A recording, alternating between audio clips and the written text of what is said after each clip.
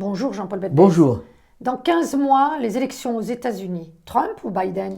Effectivement, le 5 novembre 2024, dans 15 mois, on saura si Biden reste ou si c'est Trump qui revient. C'est demain? C'est demain en fait. C'est demain en fait, mais on ne parle pas vraiment, sauf en politique, sauf dans les médias, parce que les marchés financiers se disent qu'en fait, ce sera Biden, parce que Trump, c'est sans doute trop compliqué à prévoir pour eux. Mais pourtant, Trump, malgré ses problèmes juridiques, a beaucoup de partisans et sa base de soutien est très forte. Effectivement, on a une situation politique qui est très compliquée et très polarisée. On a d'un côté les Trumpistes qui sont enthousiastes et qui, par rapport à n'importe quelle nouvelle, voteront Trump.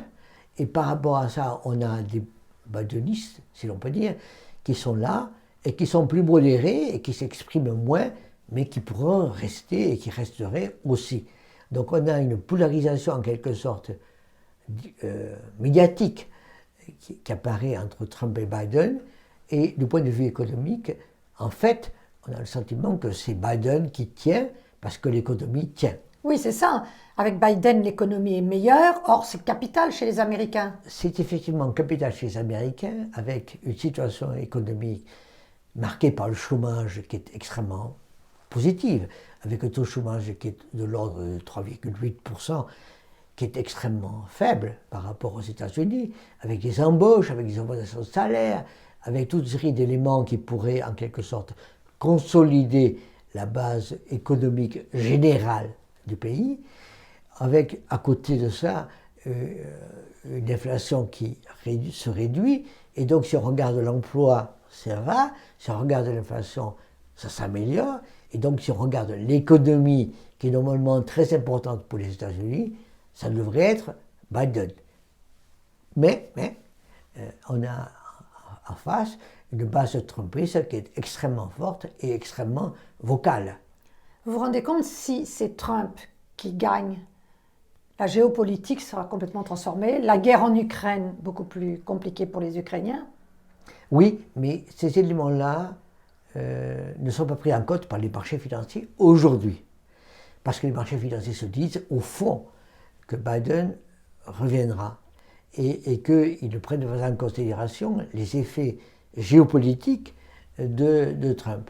Les effets géopolitiques de Trump, ça peut être par rapport à la Chine, d'abord, ça peut être ensuite, et ce sera ensuite, par rapport à l'Ukraine et l'Europe, ensuite. Mais par rapport à ces éléments-là, par rapport à ces changements que pourrait amener Trump, les marchés financiers disent non, ça ne changera pas, ça ne bougera pas, ou bien Trump continuera comme Biden, ou bien c'est Biden, et au fond, il n'y a pas à prendre ça en considération. Donc en fait, aucune incertitude. Pour les marchés financiers aujourd'hui, avec les sondages tels qu'ils apparaissent aujourd'hui, il n'y a pas d'incertitude. On reverra dans quelques mois. Et pour le moment, tout se passe comme c'est sur le terrain économique, qui est le terrain dominant. C'est pour ça que tout le monde regarde aujourd'hui ce que fait la Fed.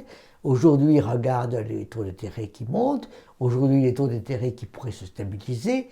Et aujourd'hui, les taux d'intérêt qui pourraient éventuellement baisser, comme par hasard, avant les élections américaines, pour montrer bien que, en termes d'emploi, ça marche, et en termes d'inflation, ça marche.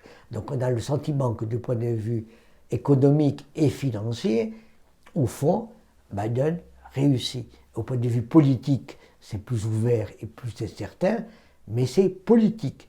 La vision économique serait en quelque sorte réglée par Biden, qui de cette manière serait le bon candidat économique. Espérons que les Américains seront convaincus. On verra. Merci Jean-Paul Betbez. Je vous invite à vous abonner, je vous invite à liker, je vous invite à en parler, je vous invite à faire des commentaires. Donc, je vous invite. Merci.